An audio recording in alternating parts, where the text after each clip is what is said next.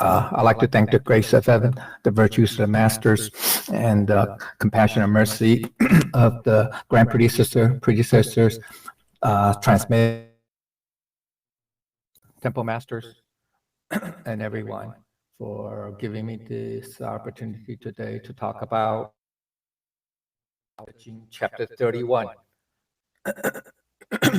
Okay, so chapter 31 is the title is value the left. That's okay. There's a reason for that, but okay. So it's divided into 4 sections. Well, three main sections. Here's the intro, first 5 phrases. All right. Then the main section, then you can say the analysis or main section. All right, that's 8 phrases. And then the conclusion, which is 8 phrases also. Okay, it can be divided into 2 parts though, subdivisions. Okay, so right, and it's basically talking about it's a further, you can say, talk. Okay, from I don't know if you guys remember from chapter 30, the previous chapter. All right. So, okay, about using force and violence, right? Okay, so if you guys remember that. Okay, let's, okay, so let's go look at okay, that's why. Okay, so let's look, go to the outline. Okay. All right, here it is. Okay. It's a relatively long chapter, but hopefully we can, I'll do it in about 80, 90 minutes. Okay. All right. So the first 2 phrases basically saying a strong military is a tool of misfortune. Okay. All right. So let's go to the basic meaning. Is Lao Tzu is trying to convey the message of, the use of the military, at the state, national level, okay, and denounces the use of force on a personal level, okay? So that's what he meant, okay? Not just between countries or whatever, but also personally, okay? Additionally, basically saying there's nothing positive about the military or weapons of war, okay? You can, that's a very basic. Similarly, the military means all forms of weapons, okay? Not just the people, the soldiers, or okay, the army, okay, that's what, and the use of force or the means of violence. That's what he's saying. Okay, so the deeper meaning of jia bing, it just means internally, it's our mind of aggression, contention, and malice, or mind filled with negative thoughts. Okay. So, further, the negative mind filled with greed, hatred, anger, ignorance are like ominous weapons of military force. Okay. So, that's the internal aspect. Deeper understanding is the West, even you have the best weapons or the best military, it all brings about misfortune. Okay. So the higher is even best soldiers and weapons and the negative mind are dangerous because their purpose is what? Warfare and contention, right? That's the purpose, right? All right. People say, oh, we we have the best soldiers and weapons because we want to have peace. Okay, it's for peace, right? Peace through strength and all that stuff, deterrence and all stuff. But that's your justification, okay, for having that.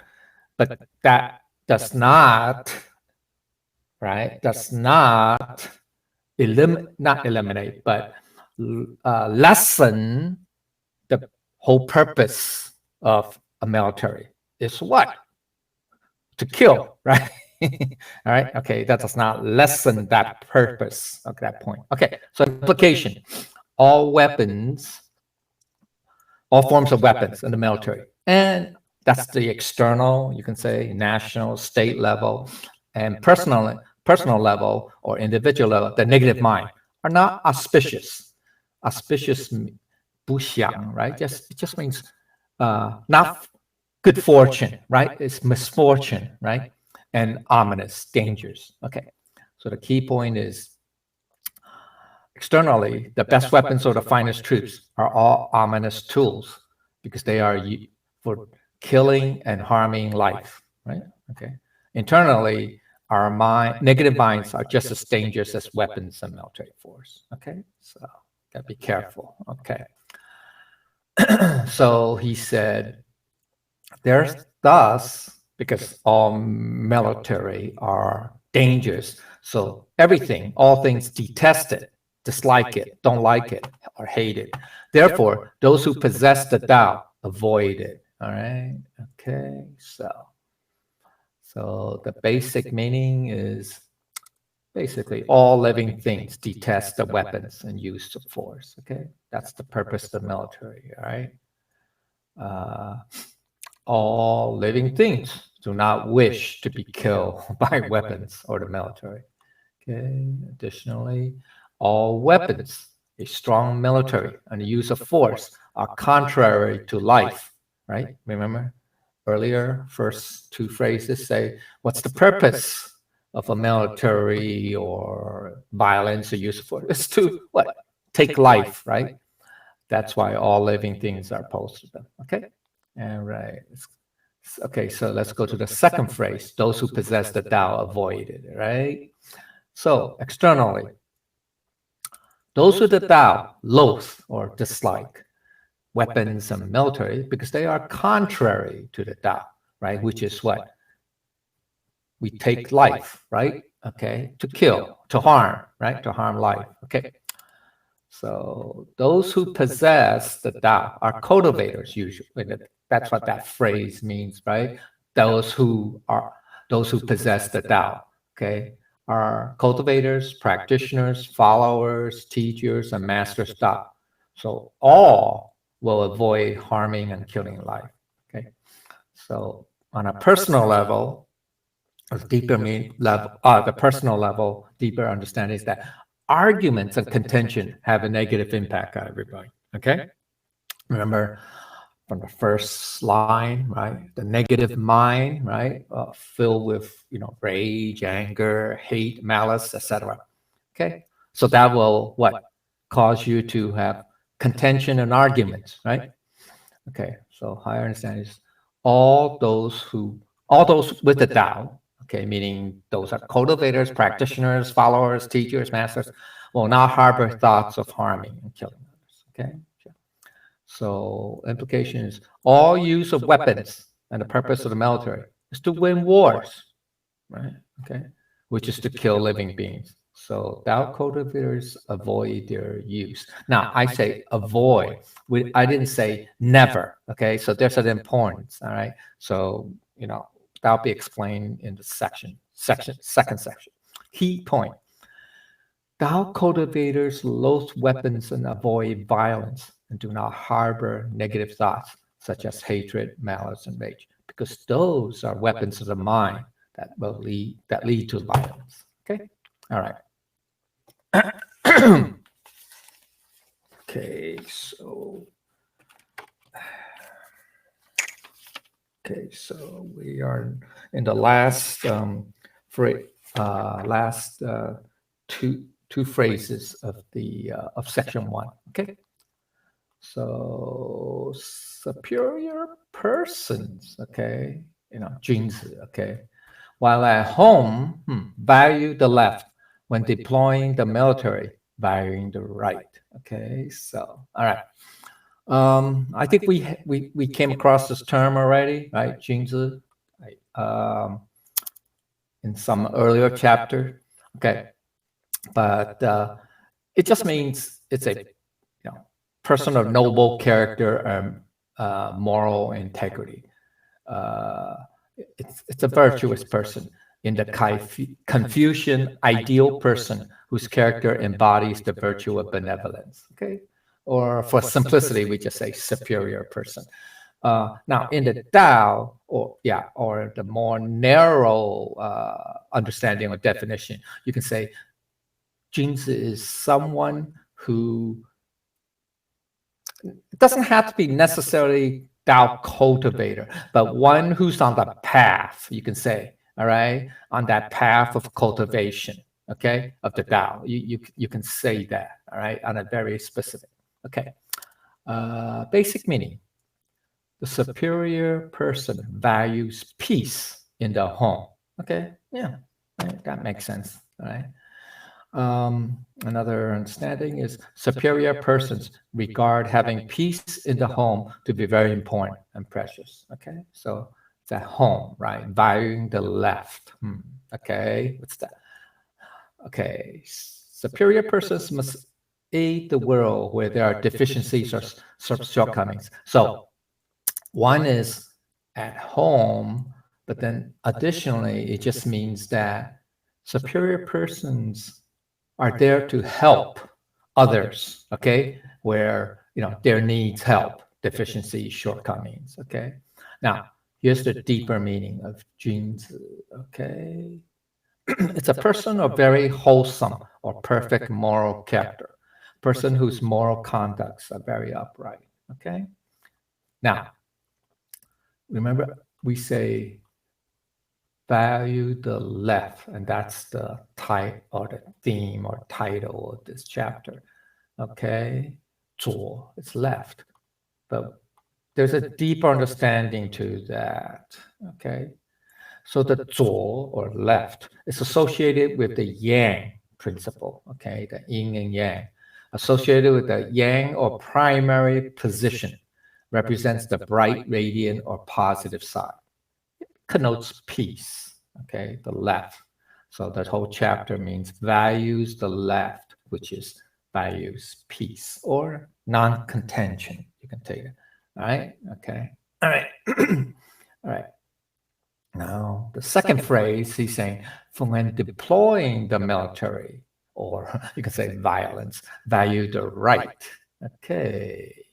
Basic meaning. Superior persons also value the skills and abilities for utilizing the military during times of war. Okay. So it's not that if you're a superior person, not only do you value peace, of course, right? Okay. But the skills and abilities of using force or violence during times of war is not to be also rejected outright. Okay, so that's what I say. Here it is. Okay, so Tao cultivators or superior persons can be strongly against violence, but still value the right, which is, the skills and abilities of the military or the force. Okay, now it's in a lot of other cultures too. Okay, the ancient Greeks, for example, I think even ancient Babylonians, etc. Okay, in ancient Chinese history, there are many great warriors who were students of Tao. You can say, okay, they're not necessarily uh, uh, pure Tao cultivators, but they they follow some principles, okay, of the Tao. So they do not see combat or violence as a path to glory. Okay, we'll talk a little bit about more, especially in the third section. Okay, about this. All right, the deeper meaning of yo, that means the right. Okay, it's associated with the yin principle. Okay, that's the yin principle. All right. Okay. Oops. Okay. The yin principle, which it's associated with the yin or secondary position. Okay, primary, remember the left was the primary and the right is now the secondary. It represents the dark, gloomy, or negative side. Connotes violence because most people are right-handed and use the dominant hand for violence. Okay, so I don't know if you ever notice, especially when you're the temple master, when you make offerings. Oh, well, when you are what you call that? Offering the incense. You know, when you are placing the incense in the what's that term? The urn, right? The urn. Okay. Okay. You use your left hand, right, to place it, to stick the incense stick into the urn, right? You notice? I don't know if you notice. You don't use the right hand, right? I mean, it's symbolism that's true, and it's the symbolism is that the left hand is it's not the dominant hand, obviously, right? Because most people are right-handed unless you're left-handed, but most people are right-handed. So the left hand is considered uh, the hand of compassion, if you will, okay, or mercy. So therefore, when we are placing the incense sticks in the urn in the temple, we use our left hand. You don't use your right hand. Okay, so and if you notice, you know, well, in the public temples, at least home temple, you probably won't get, during ceremonies, right? During the morning or the, beginning of class ceremonies or the departure or the class ending ceremonies, you know, you have the two speakers, right? The announcers or what, yeah, we call directors, left and right. So the primary one is on the left. Now, from our perspective, they're on the right, but from the perspective of the the the, the what's called the the platform, right? The placement of the statues, the Buddhas, etc. It's their left, right? So that's the front. Okay. So and there's a reason. Okay. So because the left represent its primary from the, you can say, Buddha's perspective is because they represent mercy and compassion. All right. Okay. So that's what it means. All right. Okay. Now, deeper understanding, a superior person is qualified to be equal as heaven and earth. Yeah, that's very important. Okay.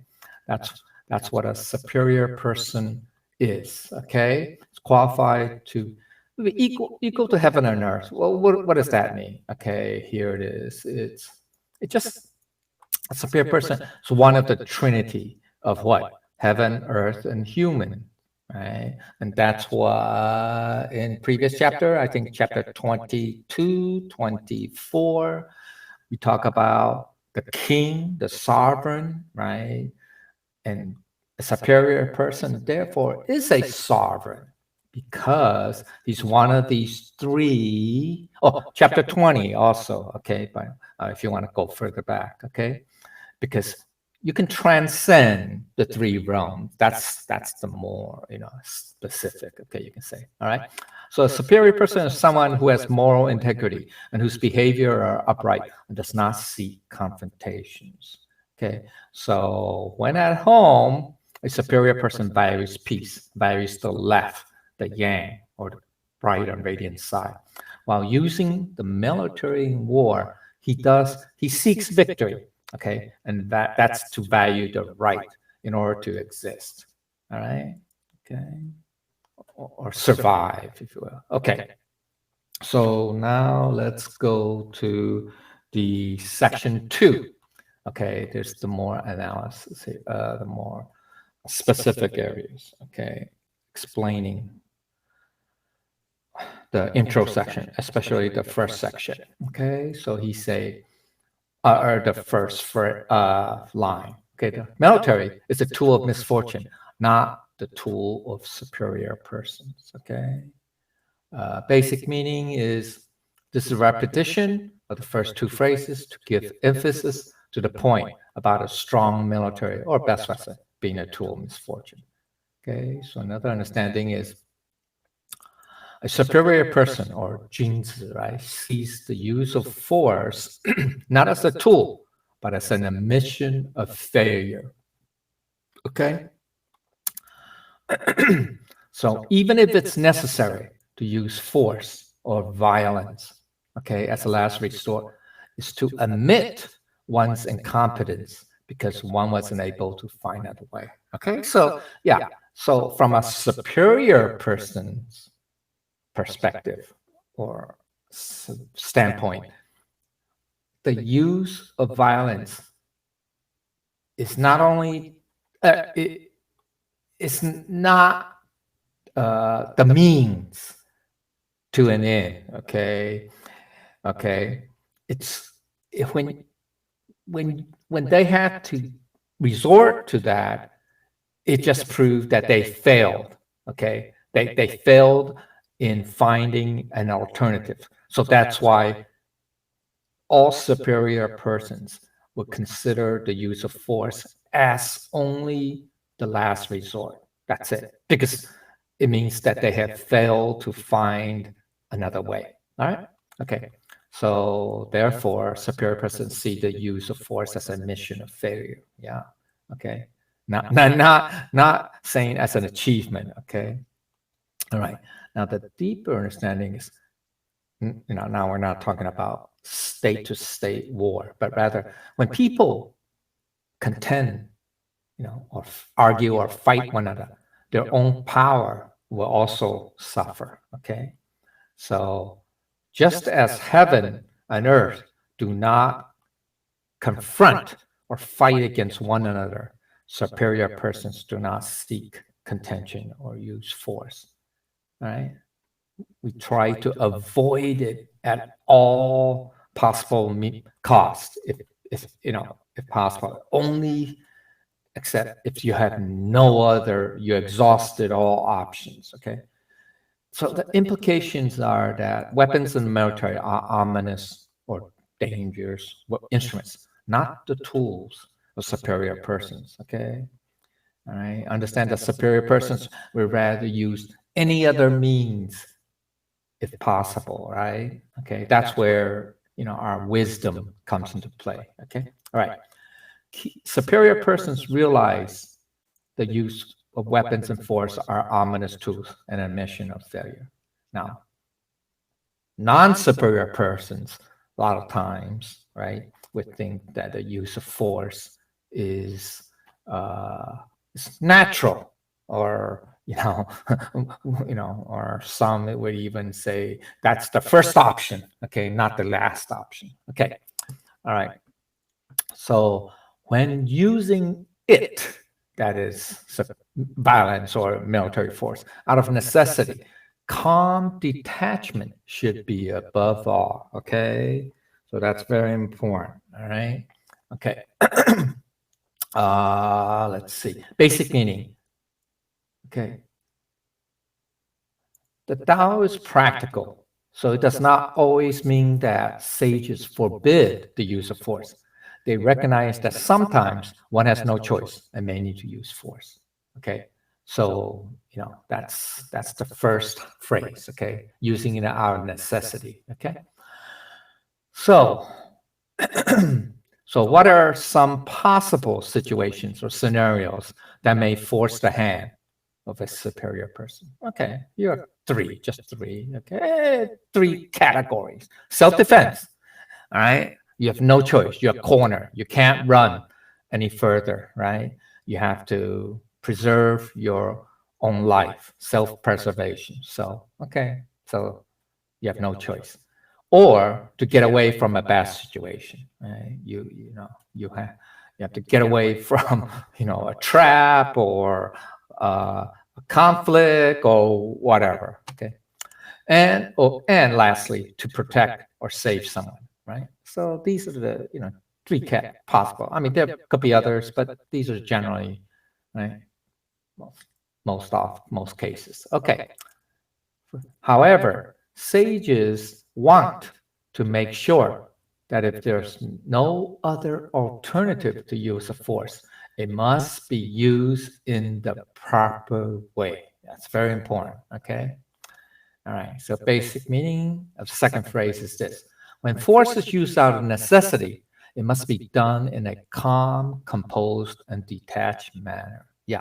So that's very important. All right. So a lot of the great warriors would all say that when you are using force, or when you have to use force, you don't use force when you are angry. You know that? That's very important. Okay, because that's when the passions come into play, right? All those emotions. That's when, okay, and this is where we're gonna go into more details. Another understanding is that of the second phrase is that if one must fight, it must not be with anger or rage. Okay. All right. Now, this is in contrast to the common emotions of getting excited or emotional in fighting, right? Now, we see a lot of that in, okay, not, well, okay. I'll do two parts. Okay. First, we, no, thank God that today, well, in contemporary society or in the modern times, uh, you know, uh, we have sports, professional sports especially. Okay, so that's kind of a substitute, if you will, from the ancient days of, let's say, gladiator fights. Okay, we just fight to the death between two opponents. Okay, so, okay, today, so we have modern sports. Okay, let's say football or soccer or stuff, some kind of team sports. We always have rallies, right, before the game, right, pre-game, right. Try to drive up the enthusiasm and energy level, right, and passion or emotion for your team, right? Yeah, so that's getting emotional. Yeah, right up. Okay, getting excited, right? Okay. Now you okay? So that's typical. That people say, hey, that's natural, right? That's good, right? Because I'm rallying, supporting my side, okay, my team, etc. All right. Okay. So that's conventional. That's the conventional view. Okay. Now you could go to the other extreme of sports. Let's look at MMA, mixed martial arts. Oh yeah, we're really oh, boxing, stuff like that. Okay. Sports like that.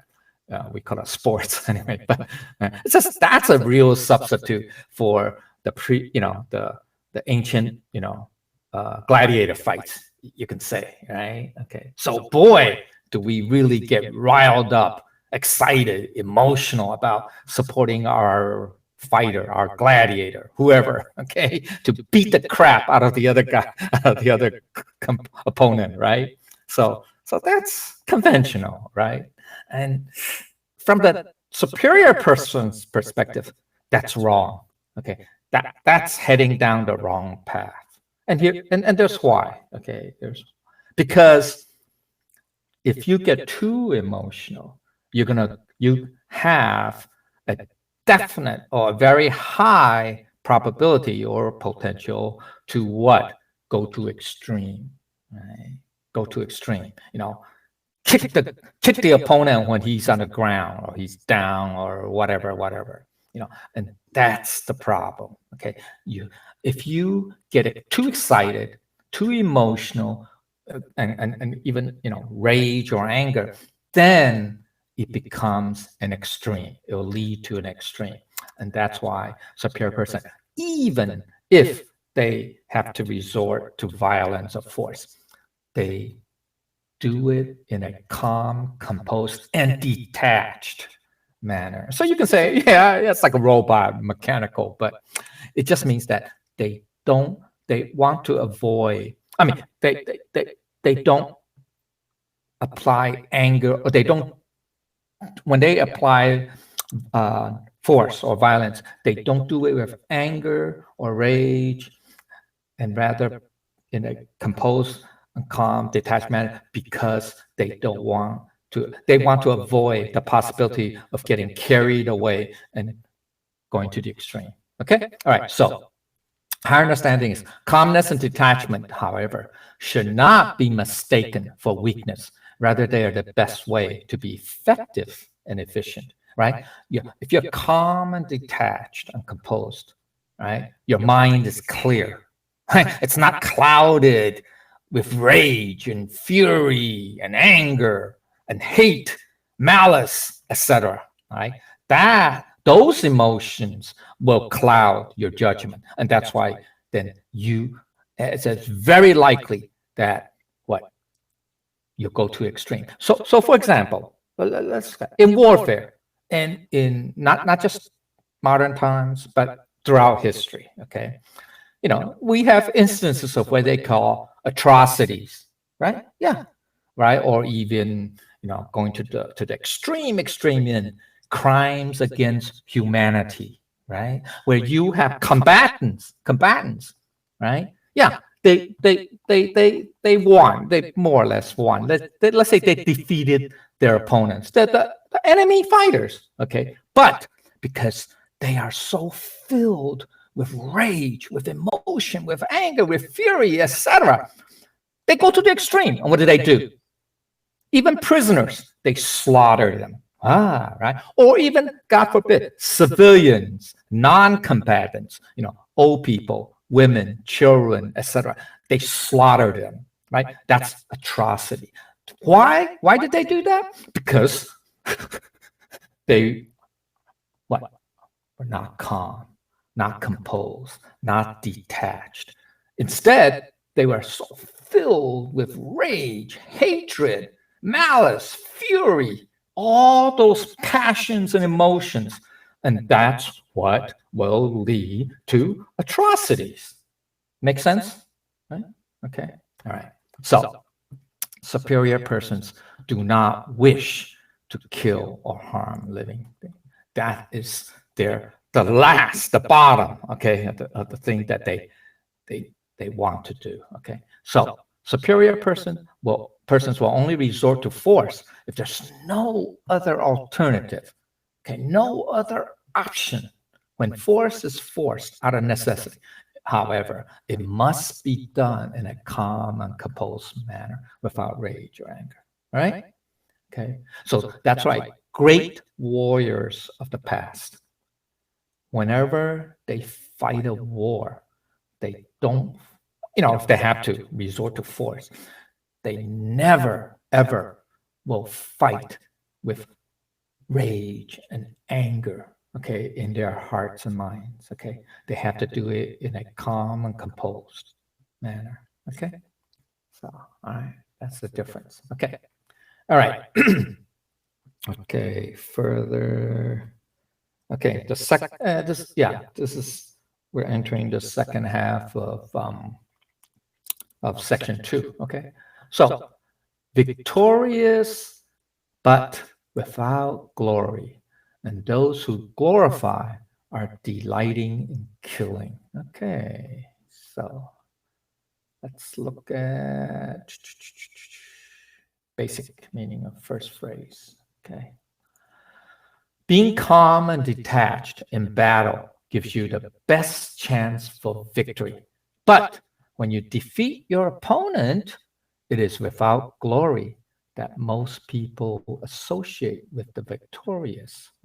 Interesting. Yeah. Okay. So, what does that mean? It just means that regardless of victory or defeat, superior persons really regret having to fight and causing damage and even possibly kill.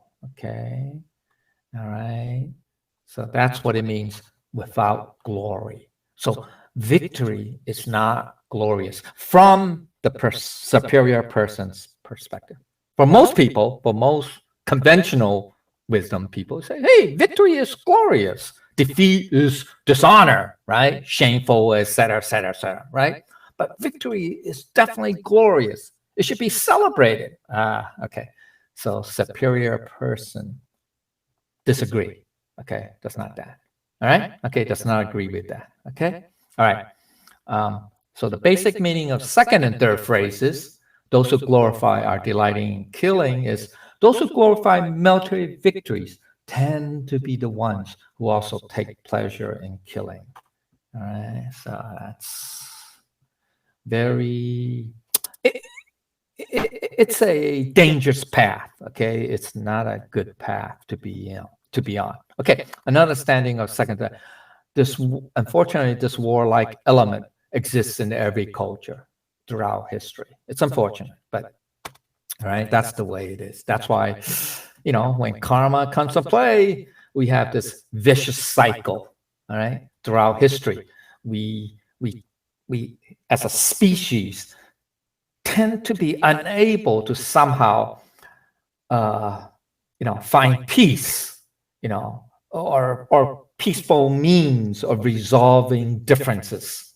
Okay, all right. It's sad. You can say it's a sad commentary on humans as a species as a whole. Okay, in some cases, we're worse than animals. Okay, all right. So, and it's unfortunate. And why we see this throughout history? Karma. Okay, those who are killed, especially in rage or anger. Well, guess what? In some future will come back and exact their vengeance. And it's a vicious cycle from then on. Okay. So we have to find a way to break that vicious cycle, break that chain of karma, of causality. All right. So that's why superior persons absolutely avoid or detest the use of force as a means to an end. All right. Okay, so deeper insight. This is an example of how human nature has been consistent throughout history. Sad commentary, right? All right, okay. So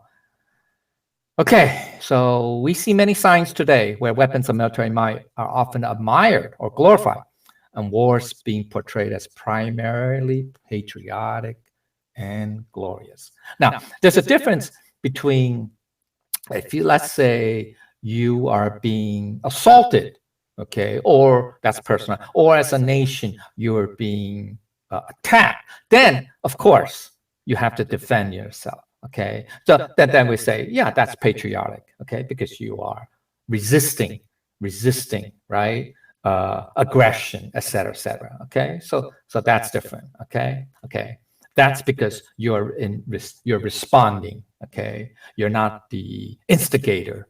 All right. Okay. All right. So the implication is this: victory in war is often glorified and admired by many, but the negative elements of war, the suffering, maiming, and killing, are often overlooked. So Tao is opposed to glorification, or the superior person, okay, is opposed to most definitely the glorification of war. Okay. Yeah, I mean, we see this all too often, right? We celebrate the victory or we glorify it, but we neglect or ignore the fact that there is suffering, not on just one side, but on both sides, maiming, killing. All right. Okay. And loss. Right. Okay. All right. So the key point: there is no glory in war, even in victory, because there is still suffering, injury, and killing on both sides. Okay. All right. Okay. Now here is the last phrase of section 2. Okay. Those who delight in killing cannot achieve their ambitions or aspirations upon the world. Okay. All right. Basic meaning. Here it is. Those who live by violence or warfare will soon perish, and whatever they have accomplished will die with them.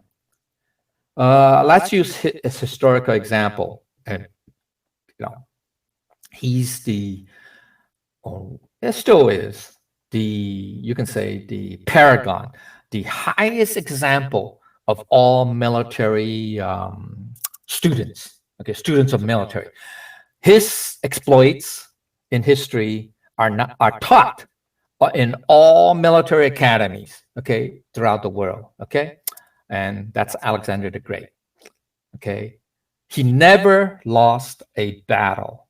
I think he had stalemate, or it's not a loss, but it's not a total victory. A stalemate in later on in, I think, in one of the battles. It's on an island on the Indus River when he was attacking India, today's India, even though it's not India then. Remember, Alexander the Great lived around 2,300, 2,250, roughly 2,300 something years ago. Okay? All right. So to put it in perspective, that would be during the time of I think, the early or just the pre-formation of the Western Han Dynasty in China. I think it's the beginning of the starting of the what's that? It's called the Ashoki dynasties or empire in India, etc. Okay, all right. Okay, and this is pre-Roman even. Okay, that time Rome didn't exist, or definitely the Roman Empire. I think they were still called the Etruscans, or states back then in the Italian peninsula. But anyway, okay. So Alexander the Great, he never lost a battle. Very, and he was only a teenager when he embarked, on his path of conquest. And in those days, he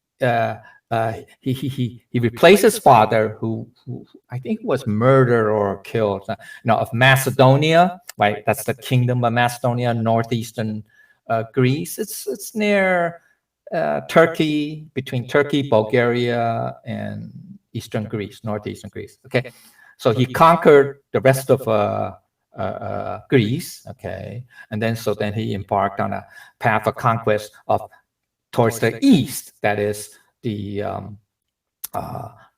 Turkey, present-day Turkey, Syria, Lebanon, even Palestine, Israel, even Egypt,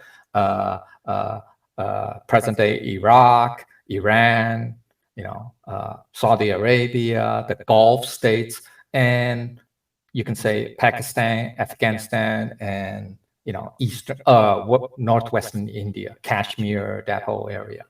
Okay, to roughly the Indus River Valley area. Okay, so he, I think he was like 17 or 18 when he started that, as a, because he was a young king. Okay, and so he went on a path of contest for roughly 15 years. And in that 15-year span, he never lost a battle. As a matter of fact, some of his battles are ridiculously amazing, okay, or spectacular, if you want to call it that.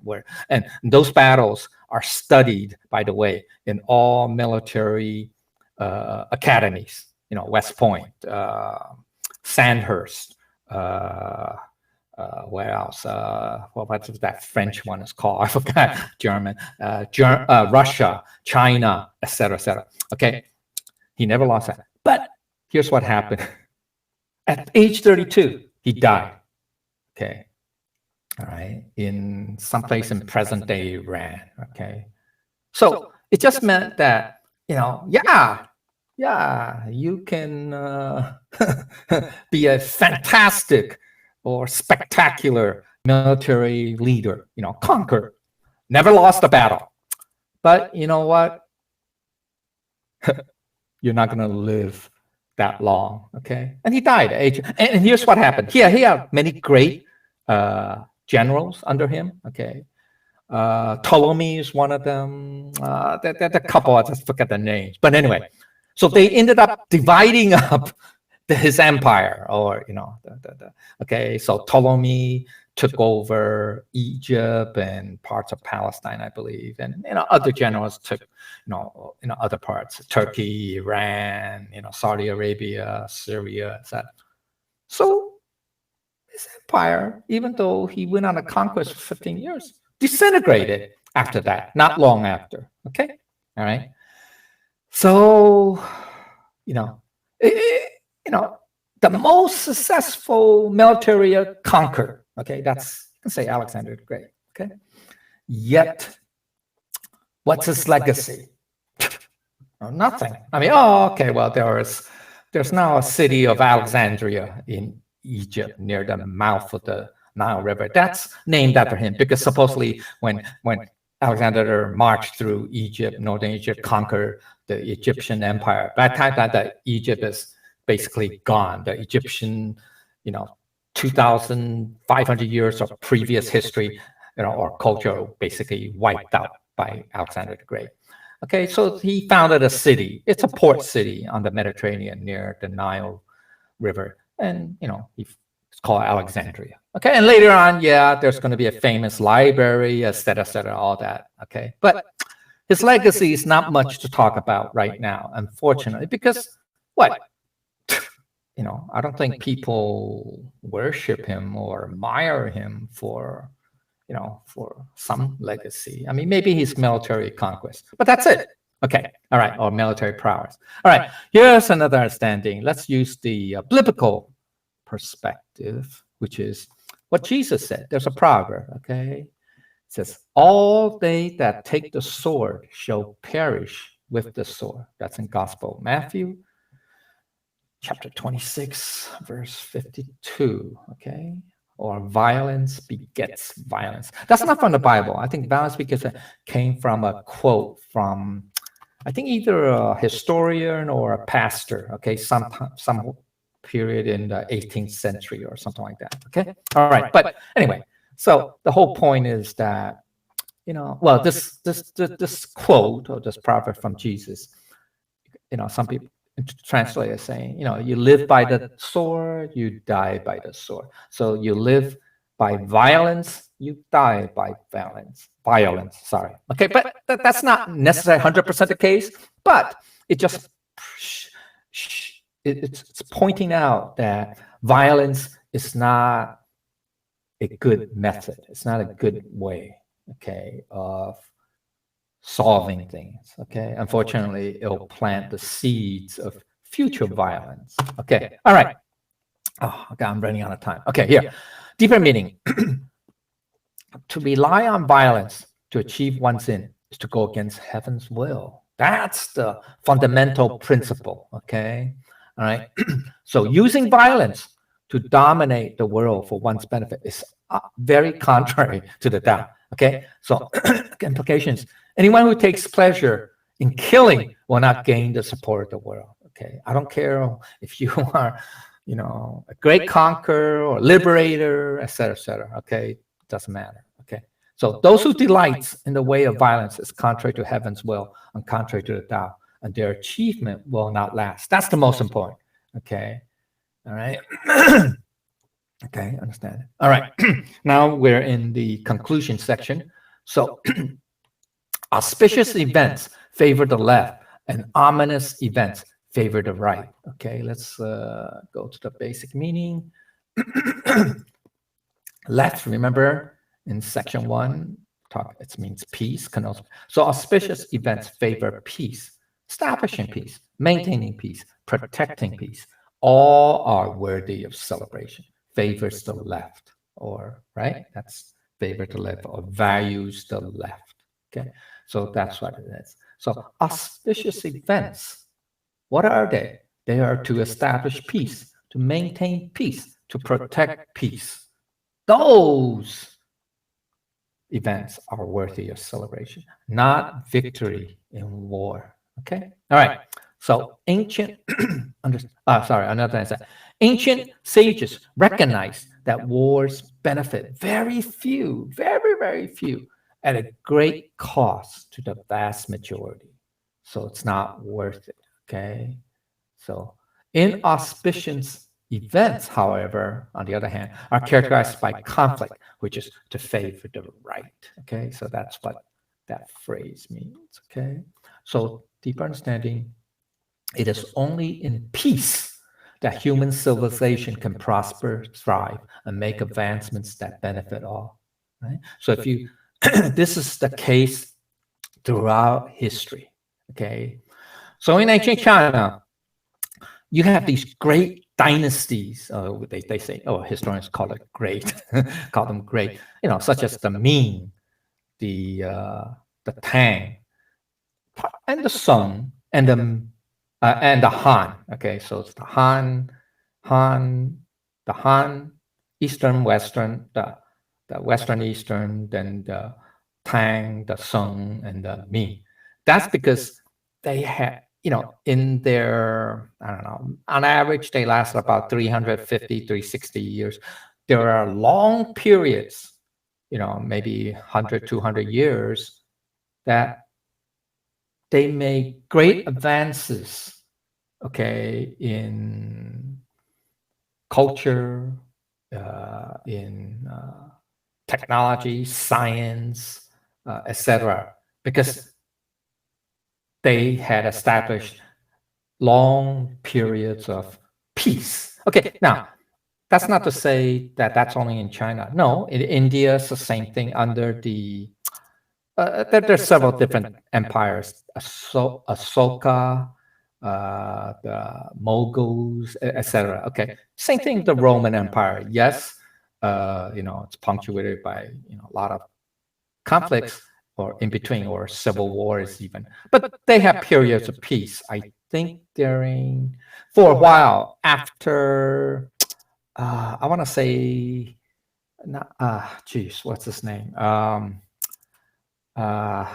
Trajan, who was, I think, the adopted son of Augustus Caesar or something like that. Yeah, he there were, yes, he conquered a lot. He expanded the Roman Empire into what we would call present day Scotland even. Okay, there's a Trajan's Wall. Then there's Hadrian too. Trajan's Wall, I think, or Hadrian. But they do have periods of peace and stability where the Roman civilization advanced greatly. Even the Greeks too. Okay, but that was under the Greek city-states, the Athenians, called the Athenian. I forgot the term. It's pre-Alexander the Great. Okay, so you can see throughout history, it's like that. Okay, unfortunately, a lot of times that peace was founded on conflict, on conquest, conflict, and the end result is either their dynasties or their empires, or that peace, that interval of peace, did not last. Okay, so that's a lesson we have to understand. Okay, so I understand anything that is associated with violence, abuse, and use of force, conflicts, contention, brings about suffering. All right, there's no escaping that. Otherwise, we wouldn't call it conflict. If there's no suffering, then there's no violence. Right? Makes sense. Okay, so you cannot have conflict without suffering. Okay, so all right. So even for those who wins a conflict, also suffers because they cannot remain unscathed. Even if you win a conflict, that does not necessarily leave you happier than before. You could still be nursing a wound, suffering a conflict, for example. Okay, or that's the physical. There could be emotional too, right? PTSD, etc., right? Okay, all right. So if you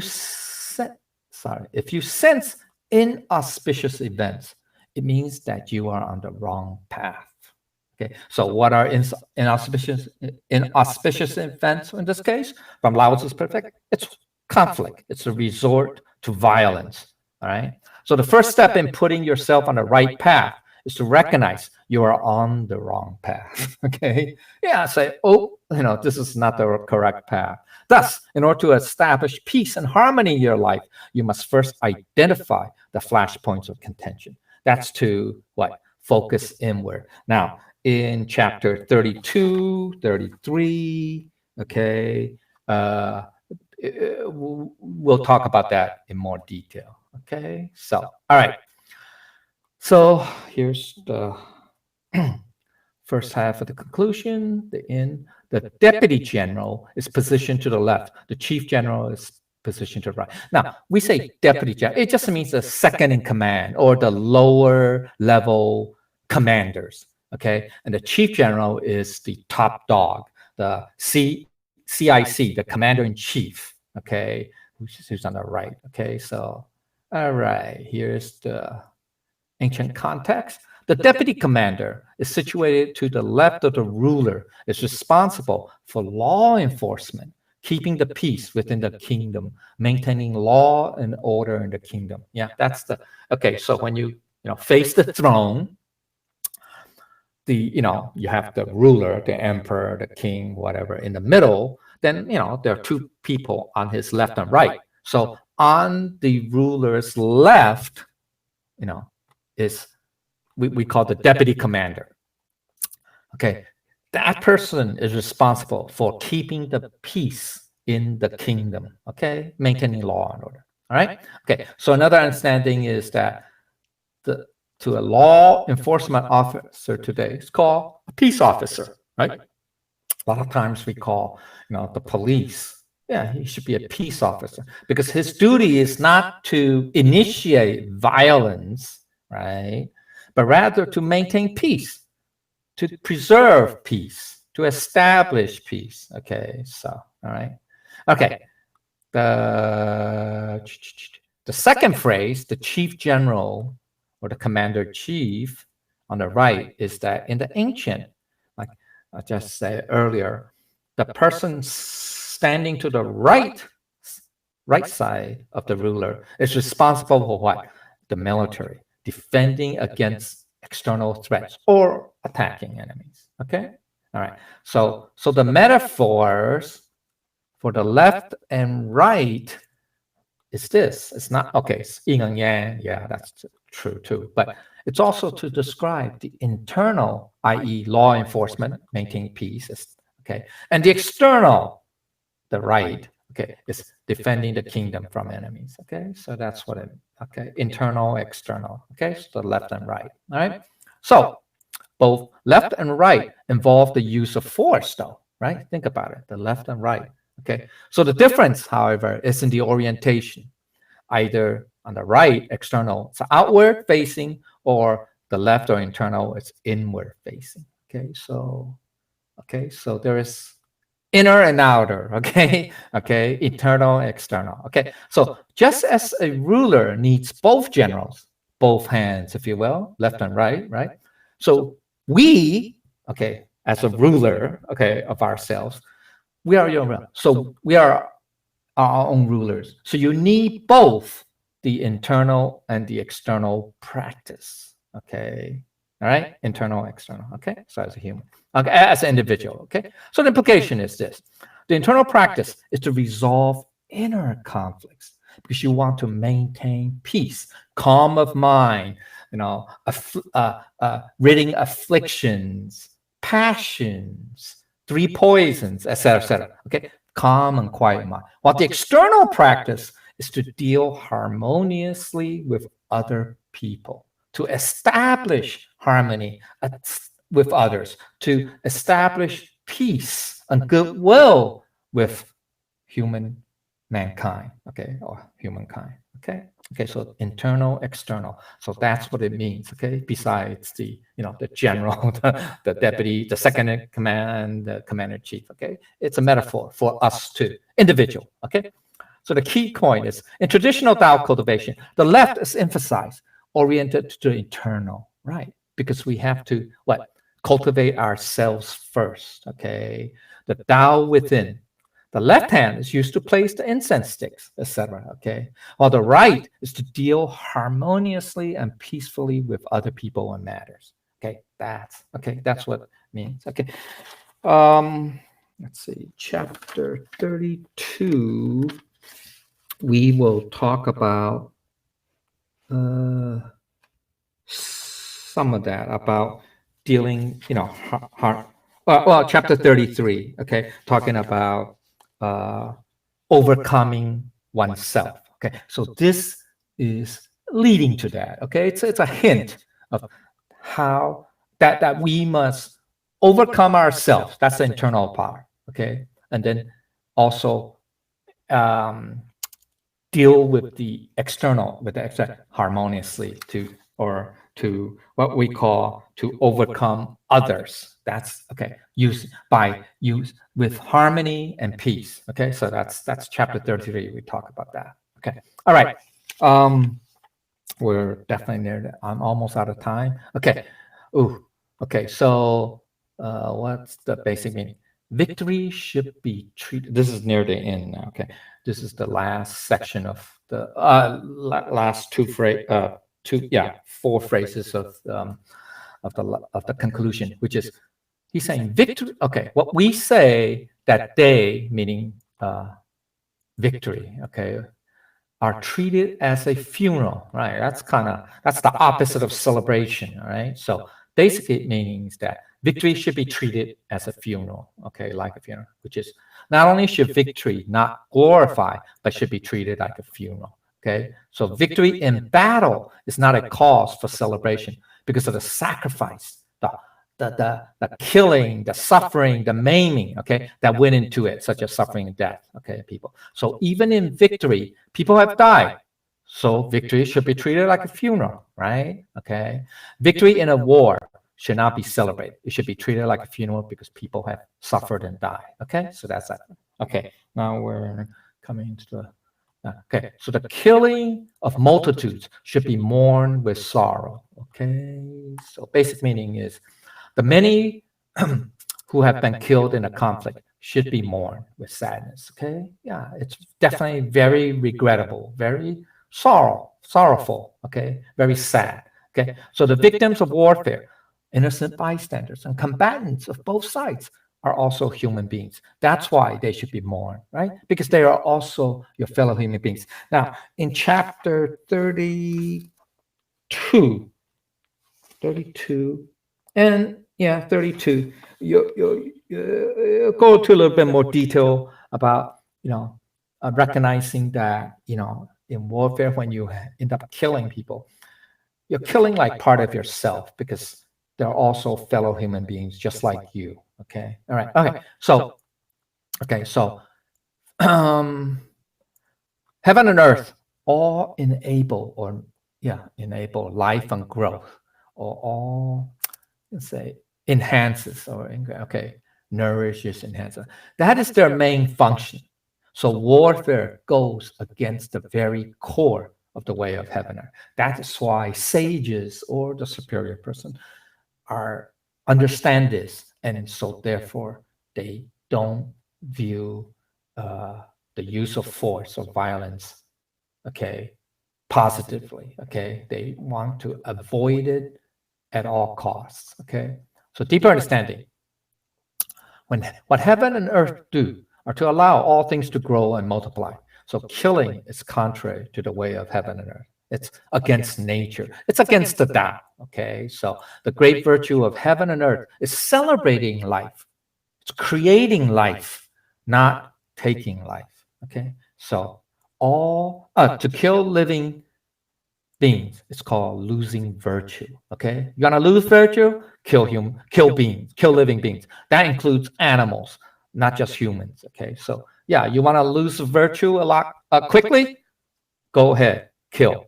That's called losing virtue. Okay, and to kill living beings is to transgress, to go against heaven and earth. So those who were killed must be mourned with sadness. Okay, here's the last sentence, last phrase. Okay, so victory in war should be treated as a funeral. Okay, basic meaning. Victory in war should not be celebrated because many people have suffered and died. Okay. So the truth in the real world is that conflict is made up of human beings on both sides. Okay. So that's why it's sad, because in a conflict, it's not humans against non-humans, right? Okay. It's humans against humans. Okay. So the realization of this truth is what makes the superior person, Tao cultivators as well as sages, the most reluctant warrior of all, right? The reluctant warrior, right? Okay. Um, Deeper understanding. Superior persons recognize the humanity in everyone that they deal with, even in a conflict. Okay. All right. So if you don't recognize the humanity, that's what will lead to extreme suffering, extreme killing, such as atrocities, etc., crimes against humanity, etc. Right? Okay. So even in a victory, even a victory in war, it's not a cause for celebration because we have lost our humanity in taking of human lives, in the taking of human lives. Okay. So even if you won, you say I won, you're victorious, and say there's nothing to celebrate because we we're no better than the other side, than the opponent, because we also kill. Okay, all right. So, all right, victory in war is not something that should be celebrated because it involves the loss of human life, which is like a funeral. So the key point is this: war, weapons, violence, the use of force are tools of misfortune. Go back to the very first line, first two phrases, and not the tools of superior persons, because they recognize that everyone is still a human being. And victory in war involves the killing of human beings. Thus, superior persons values peace.